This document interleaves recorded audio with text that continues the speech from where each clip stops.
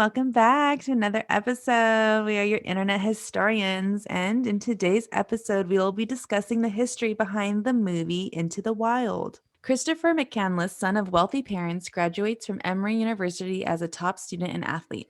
However, instead of embarking on a prestigious and profitable career, he chooses to give his savings to charity, rid himself of his possessions, and set out on a journey to the Alaskan wilderness. So, what do you guys think of it? Long. It was really Your long. guys' face. Yeah, it was. And it was like slow Yeah. in some parts. And I'm like, what is going on? Yeah, this movie was on my I like how like in college I had like a list of like the like top cinema whatever movies you have Mhm. to watch or whatever, and this was on my list, and I watched it in college, and I don't remember disliking it this much, but it was slow. I watched it over Mhm. 2 days because I'm like Oh, I wow. can only, I think I but did too, also actually. yeah, but also oh my God, when it started the music started, I'm just like, oh no, is this Pearl Jam? I hate Pearl Jam so much. And then on the screen, all music by Eddie Vedder. I'm like, oh no.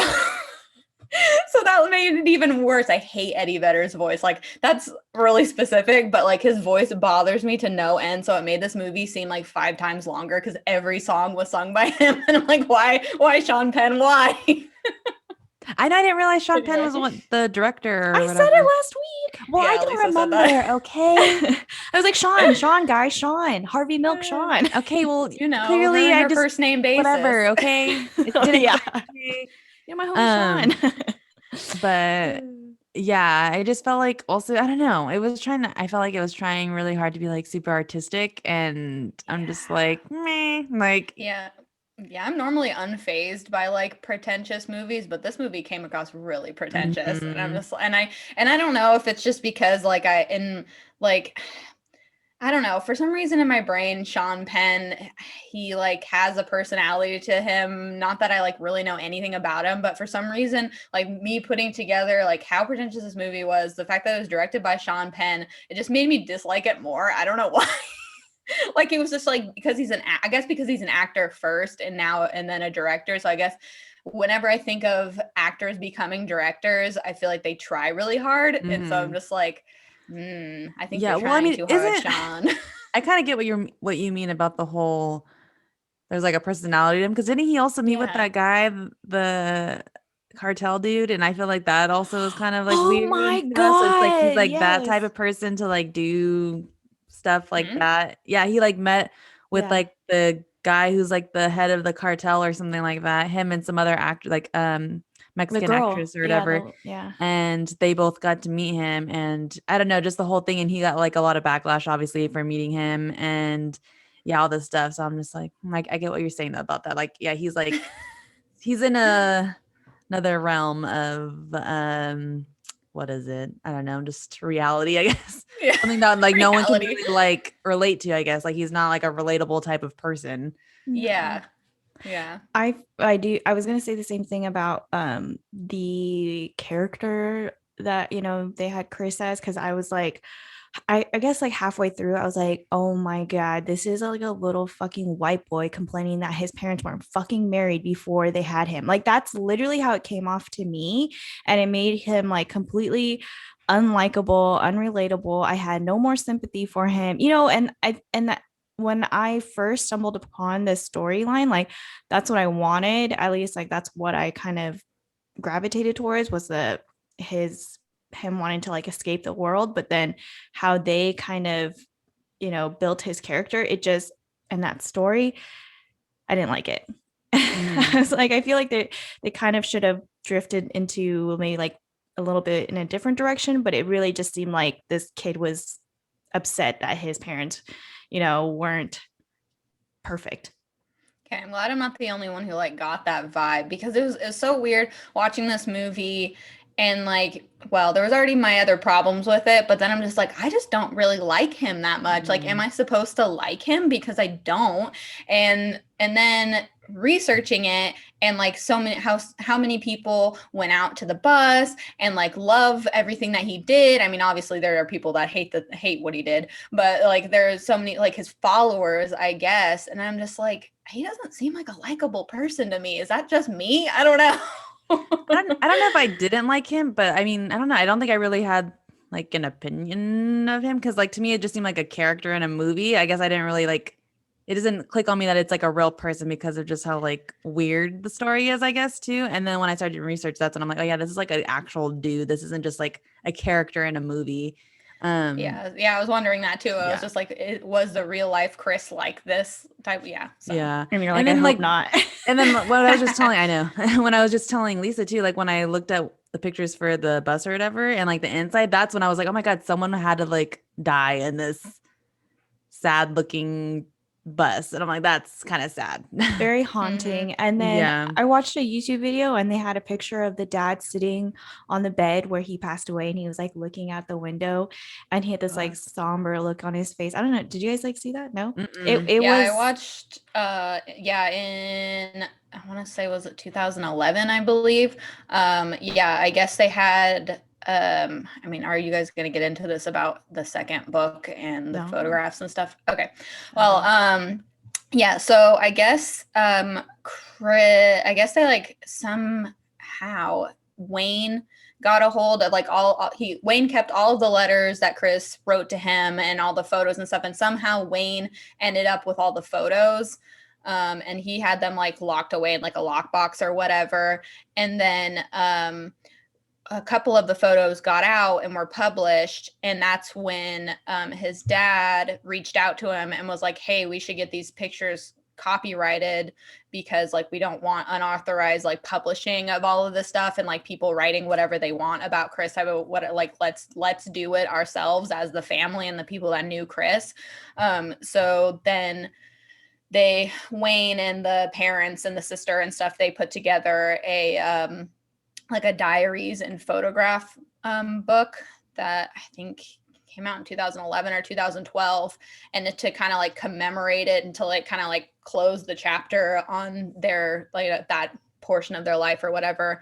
All of them, including Jan, Wayne, the parents, the sister, they all hiked up there in 2011 to see the bus. And so that's probably what the photo was from that you saw of the dad.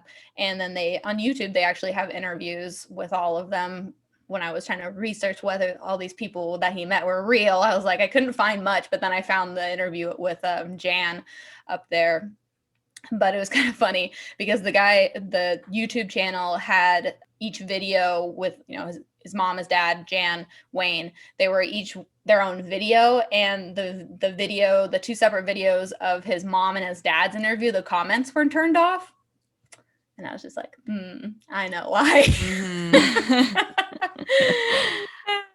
And then also Kareen, his sister, came out with like her own like tell-all book in 2014. So there are other books if anybody's interested in more info.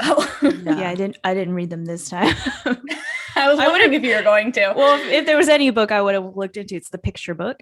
That was the thing. I was like, I'd be more interested in like reading his journal or something like that, like his actual words. Yeah, I think that's probably why I didn't look into it, because it wasn't his. It was like the guy who did research, and then it was the sister. And anyway, so I was like, whatever. But I agree. Like, I would have preferred to read his journal, even though it probably would have been hard to read.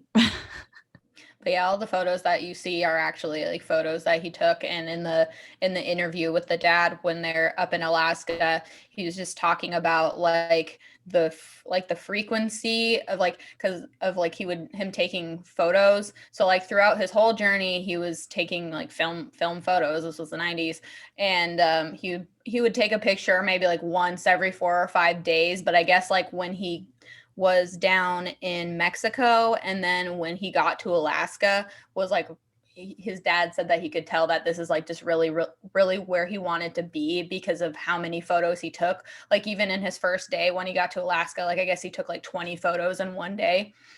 So it's pretty like well documented, his time up there. So I thought it was just crazy too how quickly or how soon after he got to Alaska he passed away too. Like I don't know, it's like most of his time I felt like was trying to get there, and then he got there and I feel like he like I don't know, died really fast. I don't know, it seemed like a long time to me. Really? Like I don't know. 100 and something. It's 112 days or something. I don't know, because like I guess I just like imagined I know, but I don't know. I guess I just imagined him being there for like a long time or something. And then obviously, I guess coming back to. So to me, I don't know, it just seemed like very quick to me. I'm like, damn, like he was there and then he got where he wanted basically. And then that's where he It ended up probably dying. is because it's Alaska and because of the seasons. I feel like if the seasons weren't so extreme, then I mean, and obviously because I'm sure we're going to talk about his death, obviously, and the circumstances of his death, I'm sure it would have gone over a lot differently. Like, have you guys ever watched Naked and Afraid? Yeah, I love Yeah, Naked No. and Afraid. me too. My whole family loves it. We watch it all the time. Me too. Like to me, watching or like, hearing this and then thinking about Naked and Afraid, like he did pretty good. He was out there for 100+ days, right? So, and then Naked and Afraid, they're only there for 21 days if they can even make it that far. But then that's what I was thinking the whole time. Definitely is like the environment that he's in. Like, in the show, they'll have him dropped off somewhere where it's like really, really humid and they'll have a really hard time making a fire. And in my mind, like I always just think like, I feel like the show writers or the people who like the producers just like f them right away because it's like how do you survive in these conditions? Like you can't even build a fire, it's so humid. And then it's like other places like the desert. I'm like, okay, again, like how are they supposed to survive? Like where do they find water? This is the freaking desert. And so I feel the same about him in Alaska. It's like, he made it 112 days, but yeah, at the same time there's a lot of harsh weather and the Hmm. environment itself. It's really, I think unless you're used to or a little bit more about or you're more educated on what's going on, you can survive there longer. Yeah, that's what I was gonna say because like even with Naked and Afraid, like and they'll have like the teams and stuff. Normally, like one person is like ex-military or one person's like a survivalist by trade, type of a thing.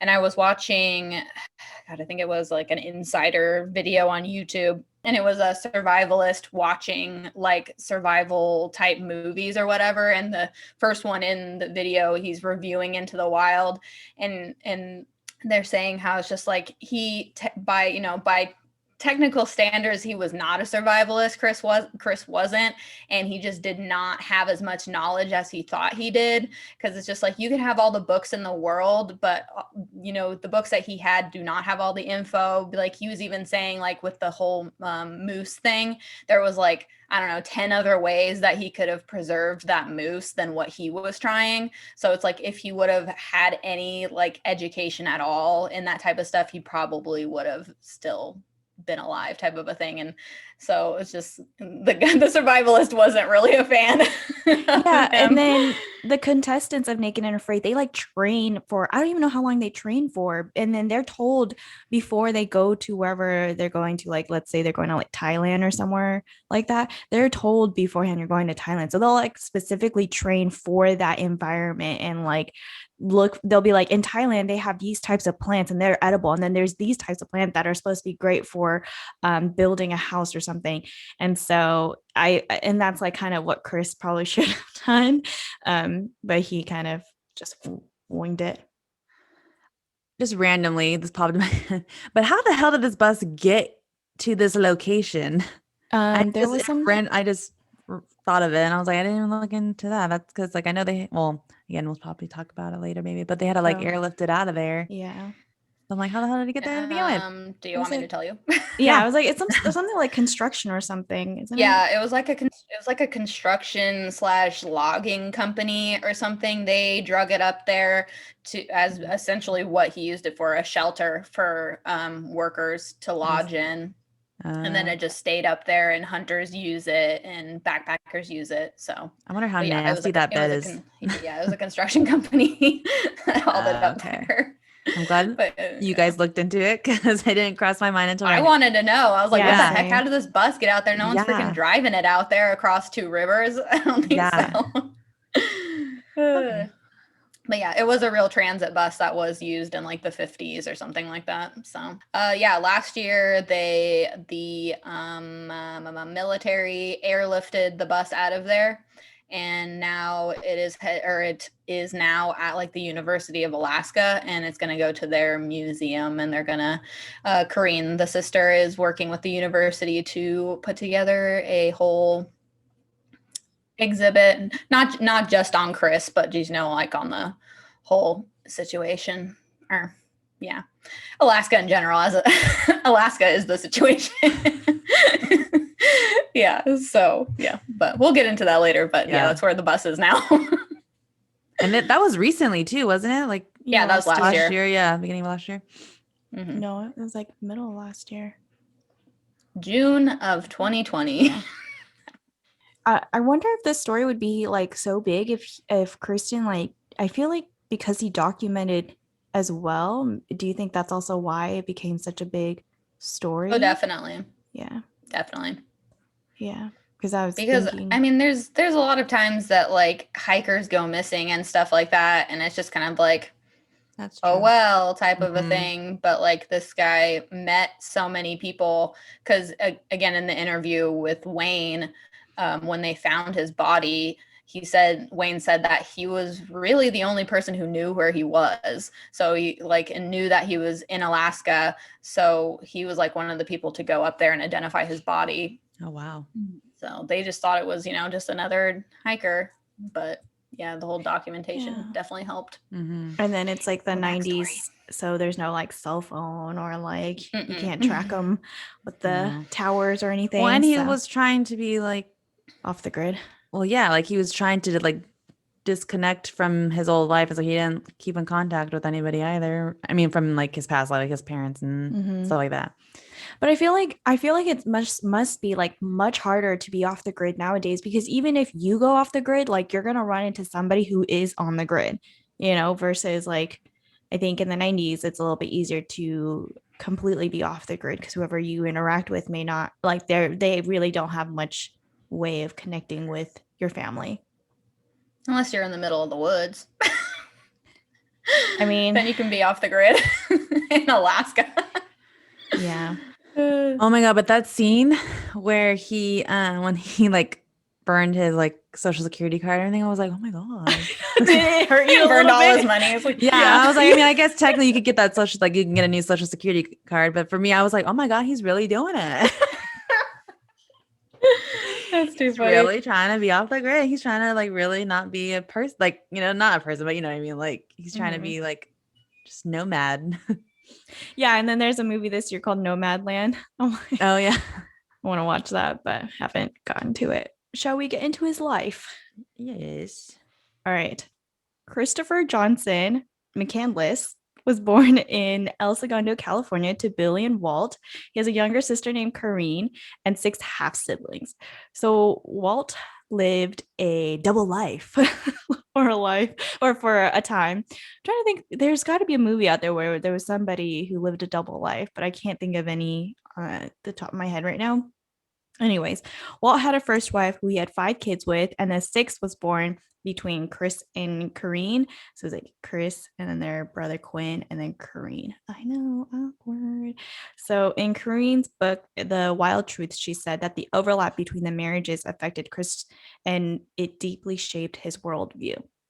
So in 1976, Chris and his family relocated to Virginia, where Chris graduated from high school and later went to Emory, which is my nephew's name, Emory University in Atlanta, Georgia.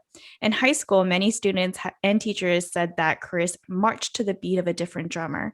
Chris was the captain of the cross country team, and he would urge teammates to treat running as a spiritual exercise in which they were running against the forces of darkness, all the evil in the world, all the hatred.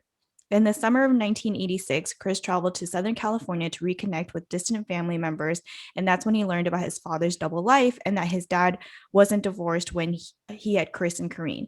It's speculated that this discovery had a profound impact on the young Chris. Okay, like that's where they got that storyline from. Chris's relationship with his family was, I just said different. I didn't know what to say. So him and his sister were very close. And like I said, I watched that YouTube documentary, and the people in that video even said like his sister was his soulmate. Found that a little weird, but I think what they just meant is that they just understood each other like no one else could. They got along really well. They had a really great relationship. But then he didn't tell her about this whole thing. So I don't know. Anyways, but the relationship with the parents are different. Corrine wrote in her book about the verbal, physical, and sexual abuse her parents allegedly inflicted upon each other and their children, and it was often fueled by her or by their father's alcoholism. Obviously, it's he said, she said. The parents deny these accusations and say that it's totally false. But in that video, again, they said, or there was the two half sisters also said that the dad was verbally and physically abusive. They didn't say anything about sexual abuse, but I didn't read the books. I don't. Maybe. Oh, I was gonna say maybe she meant towards the mom. Yeah, that's the only it because they said that the dad abused the kids, and then it makes me think like was sexual abuse involved too because you're saying verbal, physical and sexual. But yeah, I do think sexual was just towards the mom, and then the verbal and physical was everybody. And then in the video again, so the one I watched, the parents were sitting together while they were like being interviewed, and you can tell that they're like they put off this like happy married couple, totally get along, finishing each other's sentences. Like I would have never guessed that there was issues in the marriage, but then it's like next scene, the sister's like, yeah, my dad was really abusive towards my mom. And you're like, what? Because in that last, like cut before this, they were like chatting it up, like, no, that they get along. Oh, and then what I was going to say about the movie though is that they had like a little clip there where Walt is kind of abusing Billy. I don't know if you guys remember, like, he was like, you see what I'm doing to your mother? You see, like, she's In making the me do this. flashback. Yeah, there you go. But I guess in the way I was like watching it didn't look like a flashback to me, or I did get really drunk while watching this, so maybe this is my own problem because when I was watching it, it looked like it was happening because he was gone, because they obviously seem to be a lot more anxious, a lot more on edge. So I felt like any type of like stir that they made was because they were so like on edge from their son being Chris is in the lost. scene though. Okay, all I remember is Chris Carney. grabs Corrine. You were too and- drunk, Lisa. Yeah, because Chris grabs Corrine and like pulls her away in the hallway. Oh, yeah. I drank way too much. I had too much time. I was really trying to pay attention. Okay. Never mind. Scratch that. So, and then I just want to talk about how Jan, she said that when, she ran into Chris and they started becoming friends, she said that like she can tell that he had a distant relationship with his father, but he loved his mother very much. And she, being a mother herself, encouraged him to call his parents, but he never did. So let's see. Oh, and Corrine also said in her book that the childhood abuse was another motivating factor in Chris's desire to disappear into the wilderness. Okay. Lastly, alrighty. So in May of 1990, after Chris graduated from college with a double major of history and anthropology, he donated his college savings of $24,000 to Oxfam, and he started his new lifestyle. He was essentially like a nomad. He didn't belong anywhere or had an address. He would work when it was necessary, like at restaurants, McDonald's, or on a farm. In my opinion, he left society on a soul search. He wanted to find his identity without society's ideals or regime. He wanted to find it organically out in the wild. He went on a walkabout.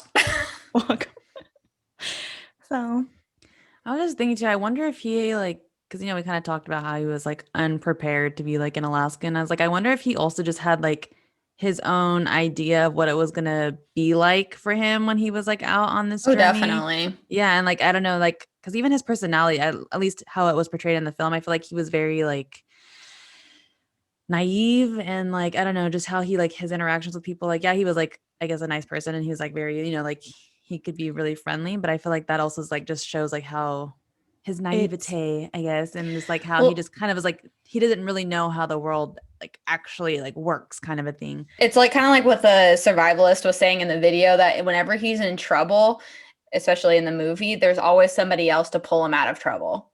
And so he never really learns type of a thing, because there's always that other person that he meets, so yeah, he wasn't prepared anyway. Sorry, Lisa. No. Like, I totally agree with you. But to me, he reminds me of Frank Abagnale, and just being like young and like not really thinking about consequences and just doing what you think needs to be done to survive. But then in Chris's factor, it's like literally out in the wild. They did say that he went on long hiking trips, and he was like an admirer of the wilderness. But yeah, I mean, again, watching Naked and Afraid, you realize like long hikes and being a lover of the of wildlife and nature is nothing in comparison to actually being out there. I mean, he Mhm. ain't naked, but like Yeah. it's No, tough. for some weird reason, it reminds me of one of Chase's friends who legit thinks that if he were to come in contact with the bear, that he could kill the bear. Okay. Yeah, and me and Chase are like, dude, he like we always talk about it. We're like, I can't believe so and so thinks that they could really kill a bear if he came in contact with. But yeah, it just Oh, reminds me of that. Like you think you're more capable of doing something than you actually are, and you're like way under prepared. And yeah, like basically everything we've already been saying. But I'm just surprised he didn't run into any serial killers, but I guess he's like this little white boy, so just saying. Oh, I feel like he was in the places he was at were too isolated for serial killers. But what was I It's gonna the say? best place to kill. I feel like a lot of his like ideals and everything kind of stemmed from like how well read he was, because they really put emphasis on how he likes Thoreau and like all of these authors that are very much that way in thinking, that they don't need worldly possessions to make them happy type of a thing. And I feel like that maybe he just got way too caught up in that, and he was just young and really thought that because he read all this stuff and he like knew quote unquote how to, survive. But it's just mm, like, which is kind of funny because in Dickinson, the Emily Dickinson show on Apple Plus, John Mulaney portrays Thoreau, and they kind of make fun of him because the way that he writes is just like, I can be alone and I don't need anyone type of a thing. But in the show they portray him as like living on a cabin on his family's property, like not actually that far from the house, and the mom will come and do his laundry type of a thing. And it's like, and that reminded me of Chris the whole yeah, time. Just I like, feel that. he doesn't really know how to be on these because he's got people. So but That's anyway. true too, because a lot of the people that he came across all kind of like worried about him too, and like felt sorry for him or like felt yeah, and Even like wanted to the like guy who dropped him off in Alaska oh gave him yeah. his boots, it's in Mhm. the very beginning and even it's documented that it was done. But it's like things like that. Yeah, people were like ready to help him. Mm-hmm. Mm-hmm. Or they wanted to care for him, but he was just like, no, I gotta deuce out and do my Alaskan wilderness trip, boy. Mm-hmm. Nah. And I'm like, I'm ready to hear about these people. Yeah, then I guess we will move on to these people that helped I'm him. like, I'm ready to learn. And like, I could have just done it that part myself, but I'm like, I want someone else to do it so I can just enjoy it. All right. All righty then. I feel like I don't have too much because I wasn't going to read the book. Sorry, Lisa, and to anybody. I'm just not, I just wasn't into it. So, Yeah, I don't blame you. yeah. So I guess I'll start with the person that there's the least amount, which is Tracy, that's portrayed by Kristen Stewart. Mm-hmm. She's the raw young camp singer who tries to seduce Chris in the film, He's but she 16. So yeah, cringy. 16. Yeah, She's I didn't like Really? realize singing that like, until he asked. I was like, oh, what the? Yeah. but like, yeah, that scene where she had like her shorts are on the ground. She's like, come in. I'm like, stop. Yeah. But I guess she barely gets a mention in the book at all. So I really couldn't find anything. Instead, the author theorizes at some length about Chris's sexuality and his beliefs on chastity and asceticism, which is a severe self-discipline and avoidance of all forms of indulgence, typically for religious Hmm. reasons. So he So he's thinks trying to be a that what is it? Saint. Not a monk, but like like Oh, I don't sorta, know. yeah, Yeah, kind I was of. like, but kind of, but like not like Yeah, but but not. not, yeah. Because like because him and I think Ron kind of have the conversation about God type of a thing, and he does mention God and like the things that God has given us and all this stuff, but then like he doesn't really seem particularly religious, but he does kind of believe that there's something out there. So I don't know, but yeah, he definitely had some sort of mm-hmm. faith, I guess. So Jan and Rainey, or Bob, which I guess Rainey's real name is Bob. Jan Burries is a 41-year-old rubber tramp who sells her wares at flea markets throughout the West. Bob is her boyfriend. They're introduced in chapter 4 of Into the Wild, the book. Mccandless resumes hitchhiking up the Oregon coast, and Jan and Bob notice Mccandless picking berries on the side of the road and pull over because the boy looks hungry. They offer him a ride into town, and a friendship begins between them. Mccandless later returns to help Jan sell books at a market. Jan feels an emotional connection to Mccandless and attempts to positively intervene in his life by warning him of the dangers of his behaviors. Recognizing the difficulties of being estranged from her own son, she unsuccessfully tries to convince him to return to his mother. Ultimately, she is one of the few people who Mccandless writes to. So, which you can see in the movie, she very much is just like trying to convince him that not exactly that he doesn't need to be on this journey, but that he does need other people, type of a thing. So I love how they were like, Bob isn't hippie enough, so we're gonna name him Rainy. I know. And I guess the actor that plays Rainy, he was originally hired as like the not river guide, but kind of like the technical guide on set. And I guess Emil Hirsch convinced Sean Penn to cast him as Rainy. So I think this is his first time acting. He's actually just like a technical guy on set, usually. So Wayne. So Chris Mccandless met Wayne Westerberg in Carthage, South Dakota.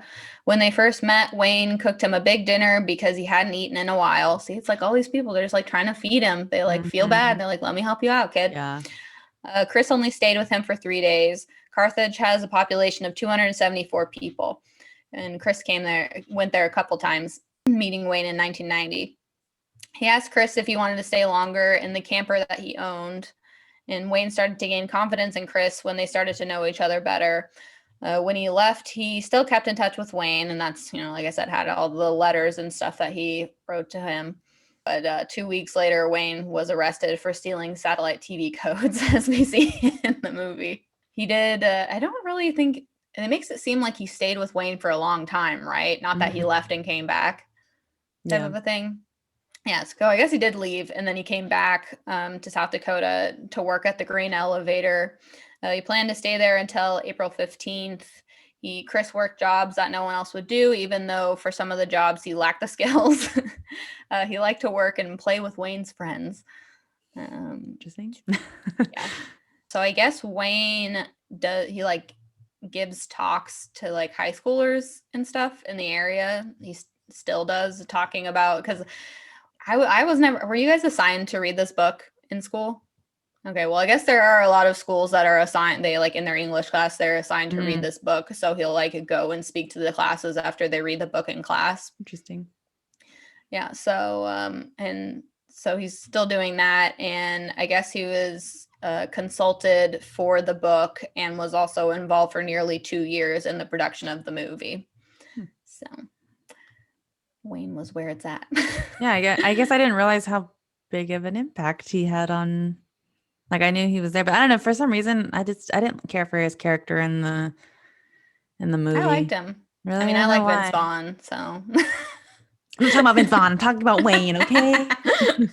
But I don't know. For some reason, I don't know why. I just didn't really care for him. And then, yeah, I don't know. No real reason. I don't know. Just the vibes are off,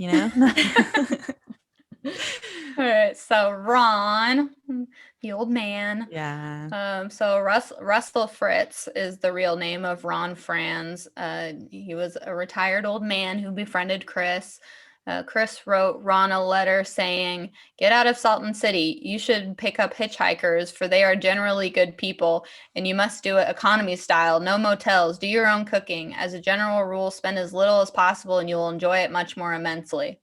That was Chris's philosophy of living. So I mean, we kind of see that in the movie. Where he's just like, you need to get out, leave the house and do something.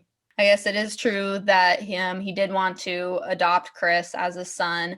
So in Grand Junction, Colorado, on March 13th, 1992, Ron dropped Chris off. He left him on Interstate 70 and returned to California. And then Chris sent a postcard to Ron after he left Grand Junction, and then he was off to Alaska. Unfortunately, that made me, the part that made me real sad was when he tried to bring up the adoption thing, and Chris is like, "Let's talk about it when I get Yeah. back," and it's just like, he not coming back. That was I like the one time that I know. felt really sad for Yeah. him. Well, I felt more sad, I think, for the Ron character dude, because I'm like, he just wants companionship, and like Yeah. his wife and son died, and also when that scene where he was climbing up the mountain, Ron, because I was watching it with Chase, and Chase is like, nothing better happen. He's like, I feel like something bad's gonna happen to this old man right now. He's gonna probably I fall. was He's like, stressed. yeah. He's like, I please let's don't. He's like, I can't watch this or whatever. He's like, I feel like something's gonna happen to him. I was like, it's okay. It's just an actor. Nothing happened to the actual dude. Like, it's fine. But No, yeah, I definitely was stressed too. I'm just yeah. like, oh my God, he's gonna have a heart attack. He's gonna fall A down this fall, mountain right yeah, now. I was just like, oh my God. But it's yeah, all fine. He makes it to the top, yeah. And everybody. when he did, I Spoiler think, yeah, we were like, alert. okay, he's good. I was like, oh, he's fine. He made it. And it was really random to me when he came across that couple in his little canoe. I'm like, what was the point of that Tits. interaction? Yeah, Tits. I was like, why is this fish? But I yeah, I don't was know. just I like, there didn't, was yeah, I no should point have, to it. yeah, I forgot about them. I should have looked into if they were like real. I feel like this is probably one of the times where one of us really should have read this book, because I feel like there probably was a lot of stuff in the book that they like Mhm, left left out out. and Yeah. stuff. But But yeah, I just felt meh. like that there was like no point in that scene or in that interaction. So I was like, oh, okay. It was just they fed him. See, it's Yeah, another I guess that's thing where they true. fed him and they were nice to him, and they showed him the map of how he That's could get down and around. See, he true. was always getting help. Mm-hmm. Just mad Yeah. now. Okay, so let's talk about this debate about his death. Did you guys know there was a debate? Because I didn't know until I I started Yeah. did. Yeah. researching. Yeah.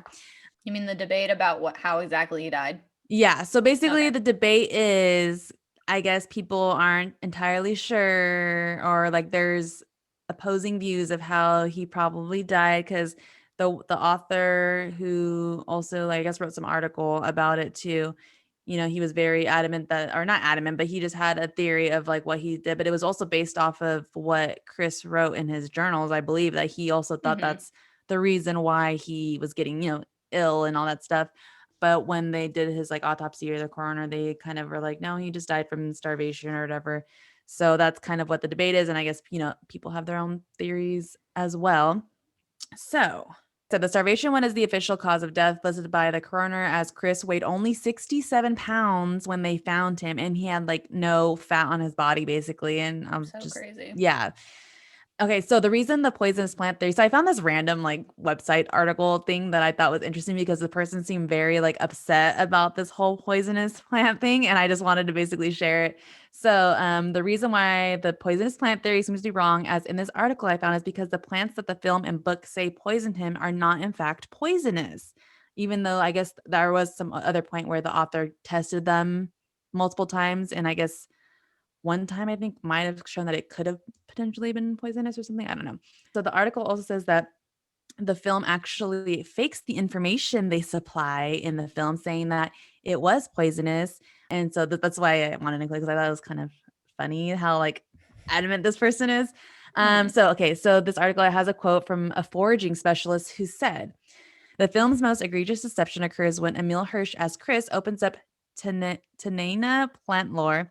The book's actual cover is shown, but when Chris flips to page 128 to read about H. Mackenzie, the movie shows a counterfeit page that the producers have forged and inserted.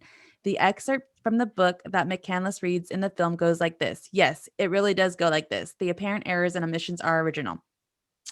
The lateral, so this is the part that's like in the book. The lateral veins nearly invisible on leaflets of wild sweet pea, the plant's poisonous seedlings. If ingested, symptoms include partial motor paralysis, inhibition of digestion, and nausea. If untreated, leads to starvation and death. Another way to distinguish is that the stem of the wild sweet pea is mostly unbranched. That's strange, because when I opened to page 128 in my copy, it only says this in the same place. The lateral veins of the leaflets of wild sweet pea are hidden, while those of the wild potato are conspicuous. Another way to distinguish between the two plants is that the stem of the wild sweet pea is mostly unbranched, while that of the wild potato is definitely branched. The author of this article goes on to say, Krakow, for his part, has had difficulty letting go of the idea that something caused Chris to deteriorate quickly and prevent him from trying to cross the Teklanika River and return to civilization. He first posited the mistaken identity hypothesis in the original Outside magazine article he wrote on Chris in 1993.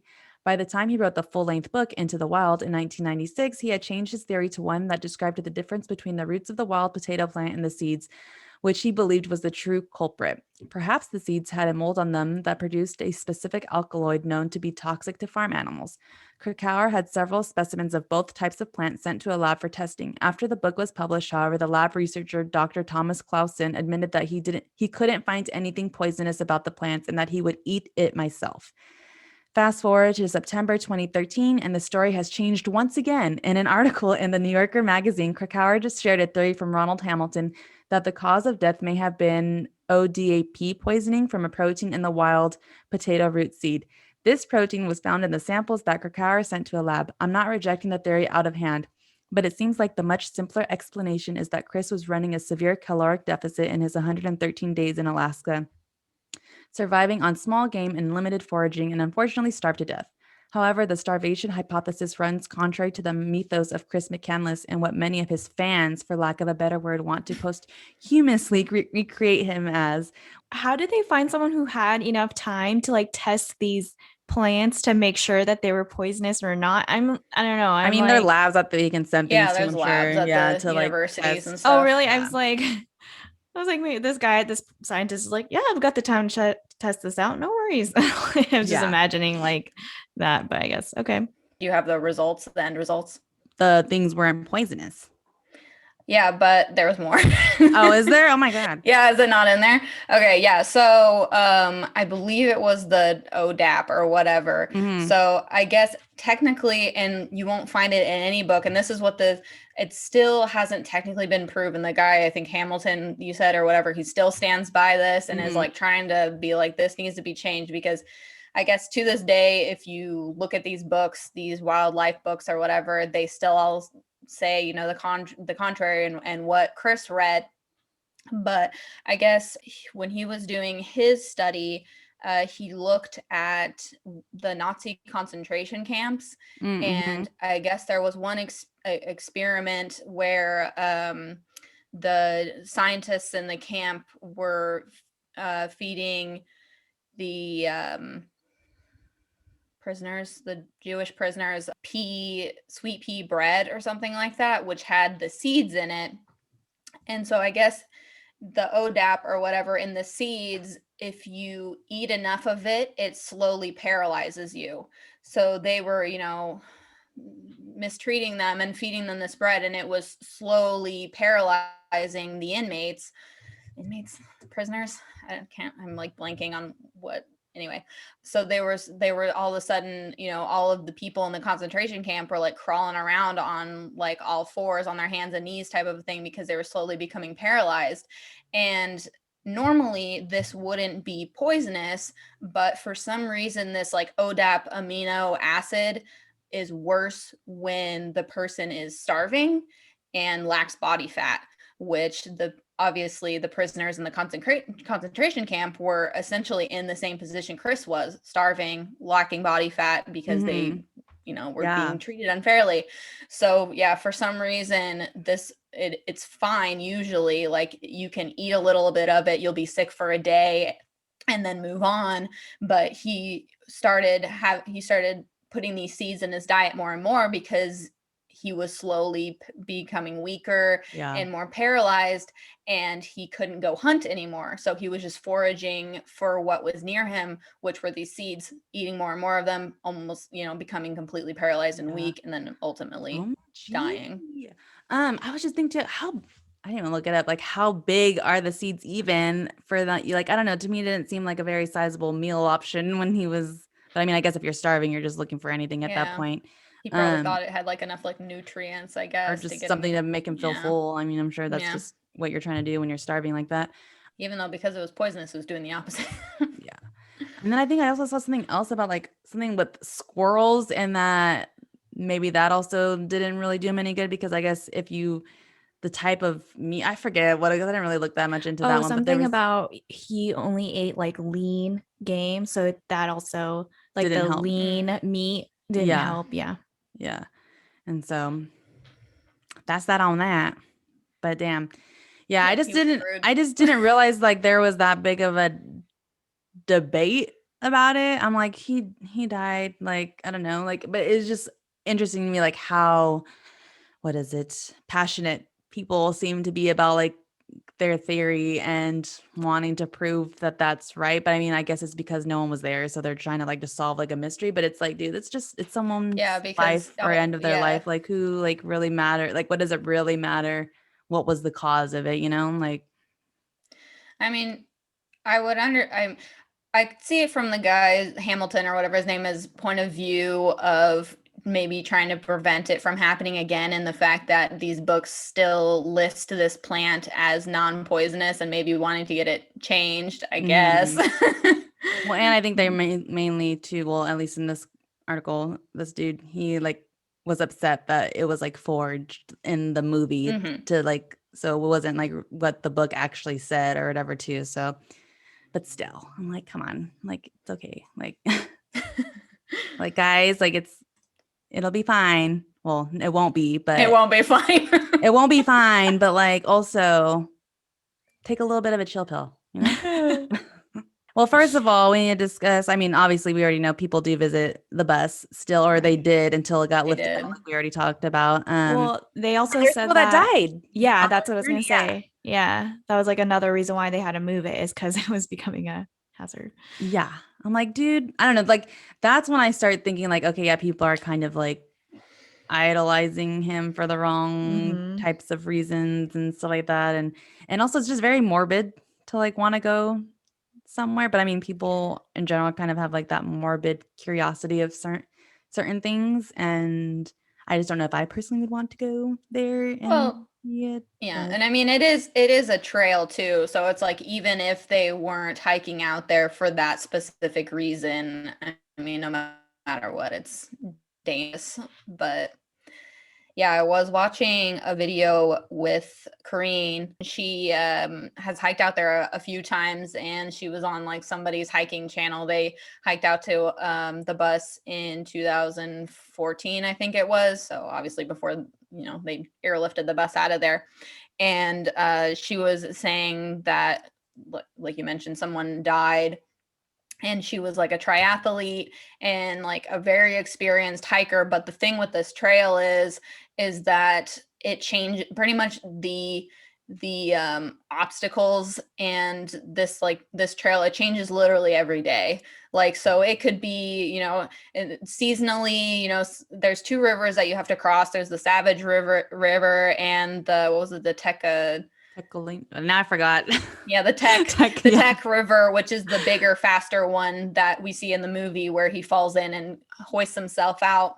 For It's some the reason, more I was also confused by that. I don't know. Maybe I just wasn't paying attention. But for some reason, when that happened, I was like, what? Like, I guess I didn't realize that he was trying to cross it to get back away from the bus. And I don't know. It just like, I think it's because there was also kind yeah, of he's like, trying to go home. well, I know, but I think it's also because I do a lot of like flashback and like showing him in the bus about to die. So I think that's why I got kind of confused. But, anyways, go on. Yeah, and that kind of seems like, I mean, just sidetracking, that seems like, I feel bad criticizing him because it's just like I'm like criticizing his like memory or whatever because he's dead, but it's just I feel Yeah. bad saying and criticizing. But I feel like that's such like a stupid mistake to make, because it's like, at least me live, I mean, I don't know if you guys, but it's like living in Northern California, it's like we know that it go snow in the mountains, and then when it's spring, summer, the snow melts from the mountains and it goes in the rivers, and the rivers become high and fast. So there's a certain time of year where you can't go in the river because it's too fast and you'll drown. And so Hmm. it's just, it seems like just such a, I don't know, a stupid mistake that he went there, end of winter, springtime or whatever, tried to hike out of there in summertime, it looked like, and was surprised and didn't think about the fact that the rivers would be higher. It's Hmm. like, that's like such a Yeah. thing that I don't know. And like, It's I just guess like, why didn't you think about this? yeah, I guess this kind of goes into our like now our discussion on if we think he was reckless or not. But there was also something I found online that they were like different park rangers, I guess, talk kind of their take on it. And one guy was saying like if he would have done his research and kind of looked at the area, he would have found that there was actually another trail basically that he could have taken to get out of there. And it was like super close to where he was at. And so there he was just basically criticizing him for, like we already said, he wasn't prepared enough. He didn't do enough like, scouting of the area or like, anything like that. And And he like didn't want any help, and it's just like, yeah. boy, you should have taken a map at least as a fail safe. Yeah. It's like no one would have known if you looked at the map. Like no one had to have known if that would have helped your ego. I don't know, but But it's just even then, like, boy. it's just being smart. I think even people Yeah. who are into that type of thing and do that for fun, I think they still do their research. Like, they don't go into it completely blind because that's just not smart. And as we can see, it can lead to death and like, your life is basically dependent on it. So, Yeah, and it's the early 90s. It's like maps are still very much a thing. It's like, yeah. just look at a map. Come on, man. Hmm. Yeah. I mean, to me, the most reckless thing was burning your money. Oh, Or like, yeah. yeah, just I don't know. It's like, Yeah, that seemed really, I was going to say earlier when Nicole was mentioning him burning his social security and stuff like that. That seemed really early in his journey that he was like burning all of that stuff, because then he ends up having to get jobs anyway. So it's like, why Yeah. did you burn all your stuff? Yeah. yeah, And I know that's what I was thinking. I was like, how is he able to even get those jobs? Unless they were probably over like under the, what is it? Like where they under just the pay table. you under the table. Yeah, There you go. I under was the like under the table. counter. That's what I was like gonna say. Um, Well, they said that he opened a savings account in his actual name, but oh, yeah, I don't know. that's weird. I Yeah, don't no. know.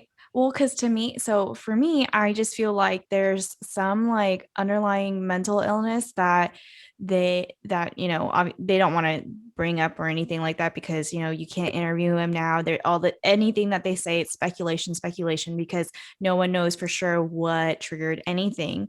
But I just feel like there must be something, and this also goes to tell like what it was like in the 90s, like if he did have some sort of mental illness, like just went untreated and ignored basically. And what if like they kind of did treat this early on, maybe he would have a little bit more of a realistic outlook in life. I don't know, but you know what I'm trying to say? Because a lot of things that they do say are like, oh, how he wanted to escape, how he just wanted to disappear. And I think that all of us have felt that way at some point in our life, when something gets really tough and really hard. And then there's other things like I think that I feel like when I was in high school, it's very obvious to me what was right and what was wrong. And then when I went to college, like it got just kind of started to go gray. And that was like really weird for me. But he seemed to be very adamant of like, how he was saying like run away from the darkness, the hatred, who very much so like get away from the evil and stuff like that. Like is so fixated on that. I just feel like there must have been something that was untreated. And that's why like I wish that they kind of focused a little bit more on that aspect of his character Mhm. versus like this whole I'm escaping or I'm running away because I was born out of wedlock. Like that storyline to me just was so okay. And then again, I was wasted when I watched this. So but that's like that's the character I got from him, and it was really annoying. Uh, yeah. What was I gonna say? Oh, and then one thing I wanted to talk about too was, obviously he does have a lot of like followers or fans or whatever too. And some of the things those because like I said, people go there and they're like sleeping where he had slept and all this stuff and or sleeping where he had died is what I meant. And people were one thing I found this girl was like being interviewed, I guess, because her and her husband or someone like that. They went and, hiked over there and people, I guess her parents were like, don't you feel like weird that you like, slept where someone died? And they're like, no, we feel like connected to him and all this stuff. And like, it was just, I don't know, it just seemed very weird to me. And that's why I was just like, I don't know, it's just like something about people idolizing that or like, I don't know, it's just Well, it weird. makes me think about people who fall in love with like serial killers or like horrible people in prison. Yeah, you're It's like right. It what is is very wrong? similar. Yeah. But So, like, I mean, this is a little bit better than like being a serial killer, but oh like, you know what I no. mean? Like, I think it is like they're, yeah. Just It, romanticizing yeah, somebody they exactly. really shouldn't be. So Yeah. I But for me, like I've always been interested in being a nomad because I just find that really cool, like not having a place, that you're grounded to, that you're stuck to, having the ability to move around when you please, as you please. But I would never like throw so much away. Like for me, it's mostly just like your furniture, your address. Like that's what I'm willing to get rid of, and then see the world. But he took it to another level. Yeah, definitely. I don't know if you mentioned it in the film or not. I can't remember. But did he like talk about what his end game was? Like after he did his Alaskan trip, like what was his plan for after that? I don't remember him talking about it. Yeah. I don't remember that Maybe either. No. continued traveling. I don't know, Yeah. because it seems like at the end when he said happiness is to be shared or something like that, it seemed like, because he also wrote that he was getting lonely too.